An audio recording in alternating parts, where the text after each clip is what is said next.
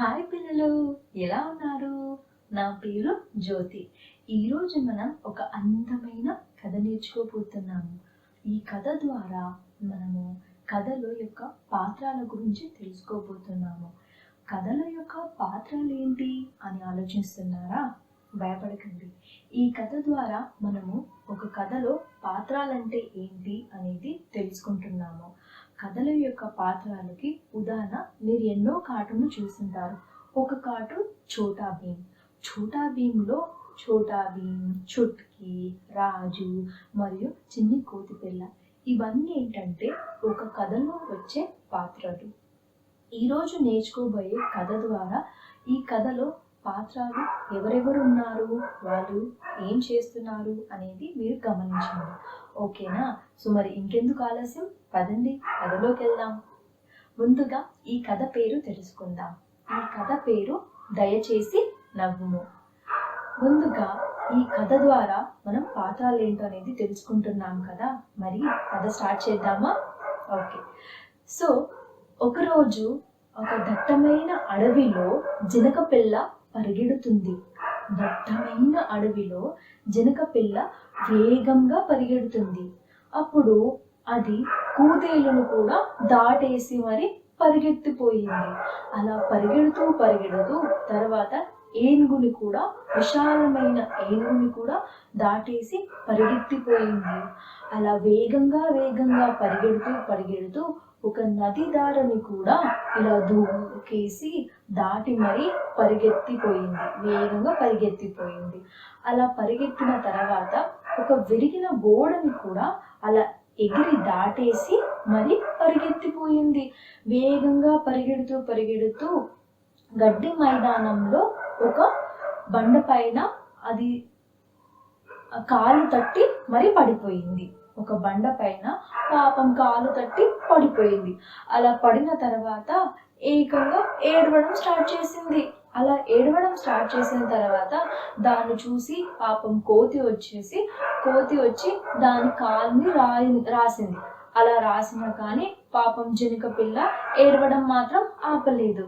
అలా చూసి అన్న ఏనుగు బంటి కూడా వచ్చి దాన్ని ఎత్తుకొని ఓదార్చాలని ప్రయత్నించాడు. అయినా కానీ జినక పిల్ల ఏడవడం మాత్రం ఆపలేదు.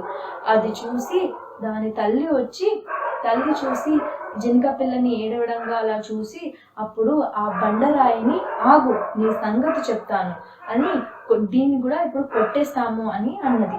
అలా అన్న తర్వాత దాన్ని కొట్టకూడదు, దాన్ని కొడితే పాపం అది కూడా ఏడవడం స్టార్ట్ చేస్తుంది అని అన్నది. పాపం అలా అనడం విన్న తర్వాత తల్లి జినక నవ్వేసింది.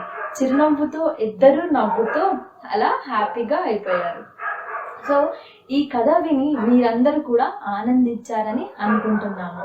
ఈ కథ ద్వారా ఇప్పుడు మనం పాత్రలు ఏందో తెలుసుకున్నాము కదా, అయితే ఇప్పుడు ఒక గేమ్ ఆడదామా? మరి ఆ గేమ్ ద్వారా మనం ఈ స్టోరీ యొక్క పాత్రలు, ఈ కథ యొక్క పాత్రల గురించి వివరించి మరి నేర్చుకుందాము.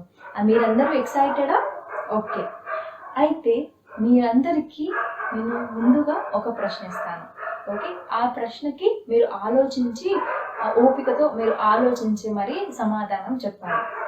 ముందు ఈ కథ యొక్క పేరు చెప్పండి.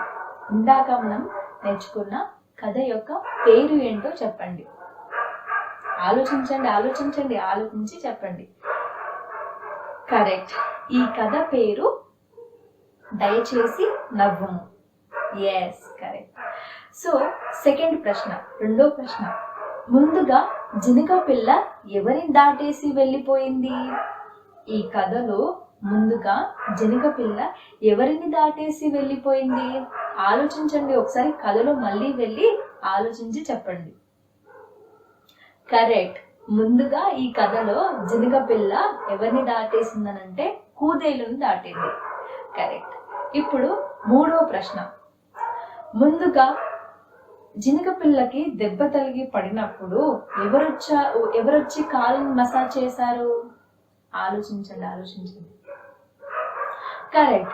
కోతి పిల్ల వచ్చి పడిన జినక కాలుని మసాజ్ చేసింది. ఎస్. ఇప్పుడు మన ఆఖరి ప్రశ్న, ఈ ఆఖరి ప్రశ్నలో లాస్ట్కి కథ చివరిలో ఎవరొచ్చారు? మనం ఇందాక నేర్చుకున్న కథ చివరిలో ఎవరొచ్చారు? ఎస్, కథ చివరిలో జినిక పిల్ల యొక్క తల్లి వచ్చారు. Yes, correct. సో ఈ కథ నేర్చుకున్నారు, కథలో ఉన్న పాత్రల గురించి కూడా తెలుసుకున్నారు. మనం ఇందాక చేసిన యాక్టివిటీ గేమ్ని కూడా మీరందరూ ఎంజాయ్ చేశారు. సో ఇలాంటి ఇంకిన్ని మరెన్నో కథలతోని మేము ముందు రాబోతున్నాము. మీ ఎక్సైట్మెంట్ అనేది అలానే ఉంచండి. సో ప్రతి వారం ఇలాంటి మరెన్నో కథలతోని మీ ముందుకు రాబోతున్నాము. ఈ కథ ఓపికతో మరియు పూర్తిగా చూసినందుకు థ్యాంక్ యూ, ధన్యవాదాలు.